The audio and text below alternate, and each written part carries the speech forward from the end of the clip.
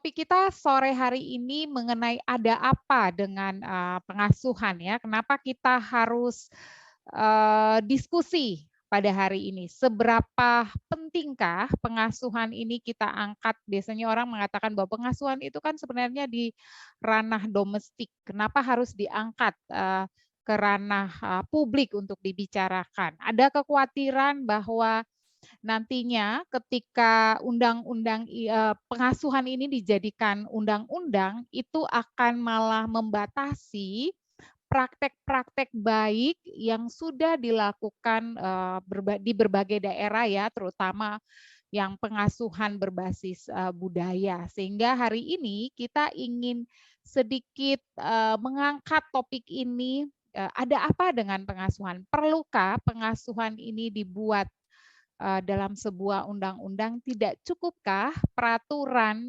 pelaksanaan, PP ya, peraturan pemerintah tentang pelaksanaan pengasuhan yang sudah ada gitu.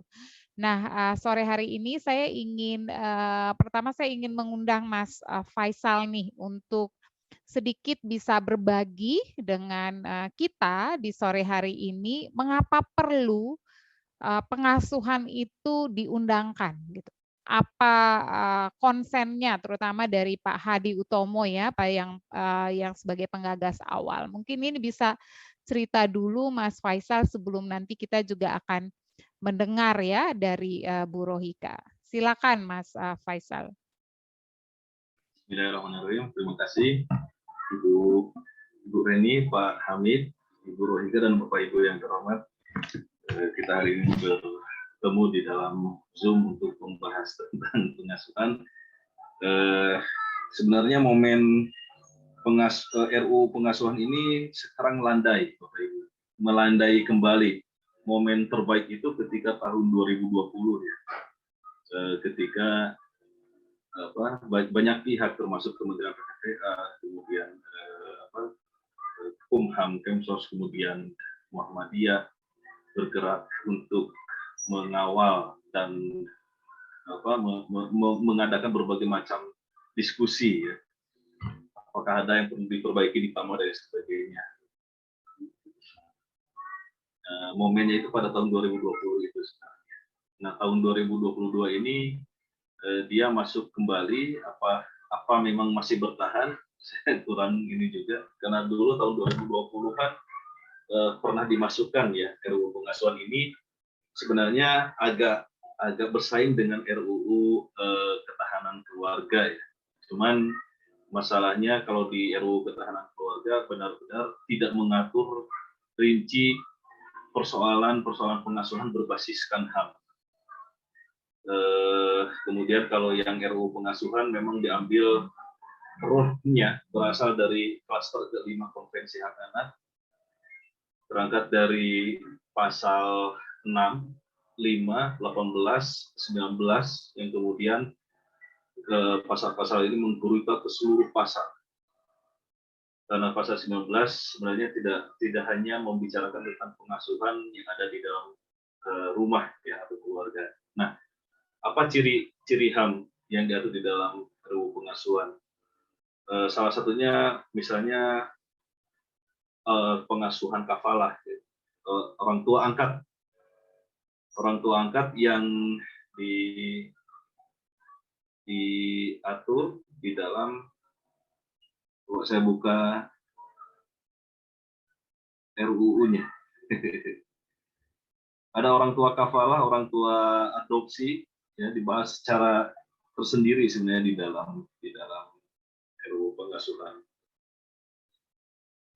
Meski demikian agak ini juga ya, karena agak kaget juga sebenarnya, karena di RUU ketahanan keluarga juga diatur hal yang sama tentang pengasuhan oleh orang tua angkat, di mana terdiri dari kafalah, kemudian adopsi dan orang tua adat ya, atau pengasuhan secara adat.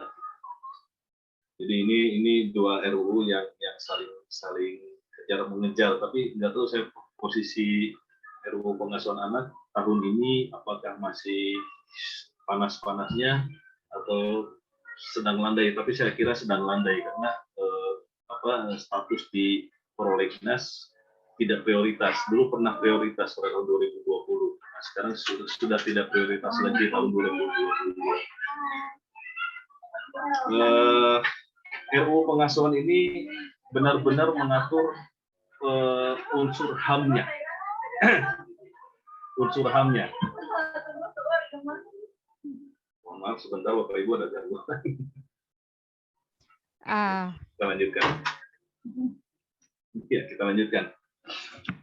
Baik Mas Faisal, ya. mungkin sedikit Mas sebelum masuk ke RUU-nya. Sebenarnya apa sih urgensinya untuk kita membicarakan, mungkin sedikit latar belakang, kenapa perlu pengasuhan itu masuk menjadi undang-undang ya. Untuk informasi saya mengecek ya di websitenya itu dia ada di nomor 75 kalau tidak salah dan memang masih draft karena itu diusulkan Desember 2019 ya. Tentunya masih ada beberapa proses yang panjang ya untuk masuk di prioritas dulu ya. Nah, mungkin untuk menjadi ini nih, menjadi pemahaman kita semua yang hadir saat ini bahwa kenapa kita perlu sih, mengapa perlu pengasuhan itu diatur di dalam sebuah undang-undang. Apakah untuk sekarang kan sebenarnya kita sudah punya peraturan pelaksana ya, peraturan pemerintah RI nomor 44 tahun 2017 tentang pelaksanaan pengasuhan. Ya. Nah, apakah PP ini belum cukup atau tidak cukup, ataukah memang kenapa kita perlu ini diundangkan gitu loh? Kenapa kita perlu mengadvokasi ini menjadi sebuah undang-undang? Begitu kira-kira, ya. Mas Faisal. Sejarahnya cukup panjang ya Bapak Ibu ya. Ini juga sebenarnya menjawab terkait PP. Statement pertama yang sering diucapkan oleh almarhum ini perlu saya sampaikan saja bahwa RUU ini bukan dibuat oleh satu orang saja, bukan dibuat oleh almarhum saja. Beliau selalu mengatakan ini di setiap pertemuan. Ini bukan karya pribadi, ini merupakan karya tim dan teman-teman dari waktu itu dari Biro Hukum Kementerian Sosial, kemudian Kumham, kemudian beberapa teman aktivis lainnya. Jadi ini bukan karya pertama, bukan karya pribadi, itu yang pertama. Kemudian yang kedua, di dalam RUU pengasuhan ini mengatur tentang seluruh aspek atau seluruh bentuk pengasuhan, Bapak Ibu. Di dalam pasal 19 Konvensi Anak dinyatakan bahwa setiap anak harus dilindungi dari kekerasan, eksploitasi, pemerkosaan, dan penelantaran. Dari siapa? Dari orang tua, wali, dan orang yang bertanggung jawab atas pengasuhan anak. Orang yang bertanggung jawab atas pengasuhan anak ini masuk di dalam pasal 19 Konvensi Hak Anak itu bukan hanya orang perorangan, tetapi termasuk lembaga. Siapa saja? Contoh misalnya anak ketika bersekolah di sekolah asrama, di pesantren, atau anak-anak yang sedang tersandung kasus misalnya dia diduga melakukan dia berhadapan dengan aparat penegak hukum, kemudian dia berhadapan dengan pengadilan, kemudian diputuskan di LPKA, selama proses diversi dia dititipkan di LPKS, atau dia sedang sakit melalui opname, atau dia menjadi pengungsi antar negara, bahkan pengungsi dalam negara misalnya IDPs atau refugee, di dalam pengungsian ada anak-anak, semua situasi yang dihadapi oleh anak tersebut merupakan pengasuhan. Itu adalah pengasuhan. Maka yang selalu dipersoalkan oleh semua aktivis itu adalah kita harus menyamakan persepsi bahwa pengasuhan itu adalah perlindungan dan perlindungan itu adalah pengasuhan di dalam semua bentuk pengasuhan anak, di dalam semua bentuk pengasuhan anak yang tadi kita sebutkan harus mengandung perlindungan. Dan di dalam perlindungan anak itu selalu ada pengasuhan, sama halnya dengan pendidikan. Di dalam pendidikan itu ada pengasuhan, di dalam pengasuhan ada pendidikan. Di dalam pengasuhan ada pendidikan, ada perlindungan. Seperti itu yang diatur di dalam atau yang dimanakan di dalam Konvensi Hak Anak.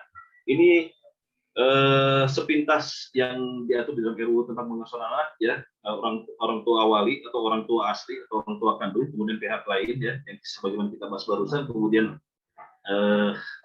anak sebagai kepala keluarga, kemudian pengasuhan orang tua tunggal, keterpisaan orang tua dan anak, kemudian keluarga saudara, keluarga asuh, wali, orang tua angkat, pengasuhan kafalah, pengasuhan adopsi, ini diatur secara rinci dan terpisah di dalam RUU pengasuhan.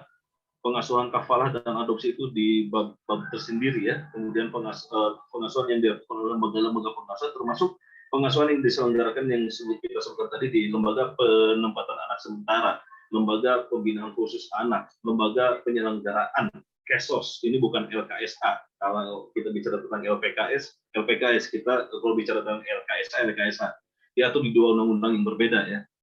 Perbedaan antara LPKS dan LKSA, dan semua di tahanan, detensi imigrasi, dan semua situasi pengasuhan yang dihadapi oleh anak.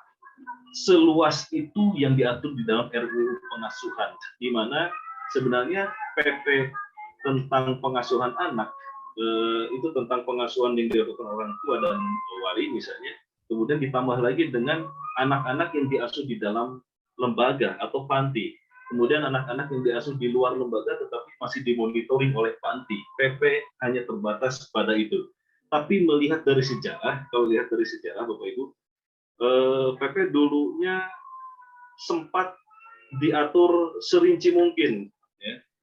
Jadi bukan hanya pengasuhan saja di dalam PP itu ternyata, tetapi juga ada perwalian ya. Nah kemudian PP ini sempat ditolak oleh Kumham. Jadi kita butuh undang-undang karena memang berangkat dari keprihatinan bahwa resiko kekerasan terhadap anak itu tinggi dan ada itu di dalam ruang-ruang pengasuhan yang dilakukan baik itu di rumah, di sekolah, di pesantren, dan di wilayah-wilayah yang mana itu memang ruangnya pengasuhan ya. Nah, sekarang saya ingin ke Bu Rohika nih. Bu, ini kan kita bicara tentang faktor resiko seorang anak yang mendapat kekerasan, baik itu secara kekerasan fisik, emosional, ya, bahkan eksploitasi secara seksual di dalam ruang-ruang pengasuhan. Kalau kita bicara, karena tadi ada disinggung, kita perlu nih undang-undang ya, kalau kita mau lihat ke belakang gitu ya, secara historis sudah diatur dalam undang-undang kita dan kita juga sudah meratifikasi KHA. Menurut Bu Rohika sendiri ya, sebenarnya ada apa di dalam ruang-ruang pengasuhan, tadi sempat disinggung di rumah, di sekolah, di pesantren, di lembaga-lembaga pendidikan lainnya ya, bahkan yang di panti sosial. Ada apa? Terus kemudian apa tantangannya? Apa yang kemudian satu hal yang perlu kita pikirkan bersama untuk memastikan bahwa pengasuhan yang berbasis hak anak itu dapat terjadi di dalam ruang-ruang pengasuhan ini? Makasih Mbak Reni. Terima kasih diskusi ini mempertajam PR kita bersama terkait pengasuhan yang tadi juga Mas Faiz menyampaikan bahwa bicara tentang pengasuhan sebenarnya memang di Undang-Undang Perlindungan Anak tidak cukup detail ya. Mengapa di RUU Pengasuhan akhirnya mengatur hampir 200 pasal dan itu memang tidak mungkin bisa dipersingkat untuk masuk di dalam perubahan Undang-Undang Perlindungan Anak kembali. Karena memang sekali lagi ruang pengasuhan ini kenapa terutama di keluarga banyak sekali justru terjadi tindak kekerasan kepada anak kan gitu. Padahal di Undang-Undang Perlindungan Anak sangat kuat ketika tanggung jawab orang tua yang ternyata banyak yang abai yang harusnya mengasuh, memelihara, mendidik, menumbuh kembangkan bakat anak dan menumbuh pendidik karakter, mereka ternyata tidak melakukan hal itu kan gitu. Dan negara juga ketika tidak mampu melakukan itu, apalagi juga disebutkan Mas Faisal terjadi kekerasan, padahal itu juga harusnya ada upaya tentang pencabutan kuasa asuh ya. Nah proses-proses ini kan juga masih belum dilaksanakan secara maksimal. Nah, ini ruang-ruang pengasuhan ini membahayakan sekali jika tidak diatur secara detail gitu.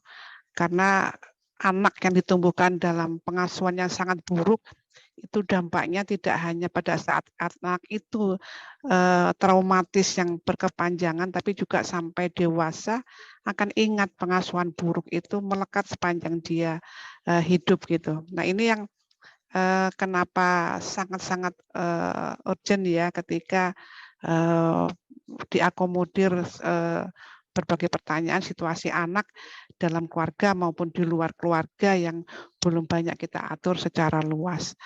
Nah, ini Mbak Reni yang tentu saja banyak PR yang harus kita lakukan. Banyak yang hanya sebuah apa ya, panggilan sebuah kultur saja ketika dipanggil ayah dan ibu. Tapi yang tadi gagal melakukan fungsi pengasuhan, terutama pengasuhan dalam keluarga. Ini tidak cukup kuat, itu fondasi yang sangat kuat sebenarnya. Nah, ini yang harus memang detail ketika diatur dalam undang-undang nantinya dalam undang-undang pengasuhan. Apalagi mereka tersebar di semua, banyak sekali yang tadi juga Mas Faisal mengingatkan, ketika di luar sekolah pun, di luar rumah, para orang tua yang bertanggung jawab di sekolah tidak mencerminkan sebagai pengasuh gitu. Hampir semuanya melepaskan fungsi pengasuhan. Tadi juga diingatkan di pendidikan itu ya pengasuhan gitu ya. Itu yang, nah kita ini nggak tahu apa karena apa ya, esensi pemahaman yang dipahami para orang tua yang dengan anak itu adalah lepas dari sisi-sisi yang harusnya menjadi pengasuh berbasis hak anak itu Mbak Reni. Jadi yang harusnya ketika gagal di rumah itu harusnya tidak gagal lagi di sekolah gitu, karena fungsi itu sudah diambil alih oleh si guru sebagai pengasuh sesuai anak. Nah, ini harus juga yang menjadi catatan kita bersama ya terkait pengasuhan. Itu.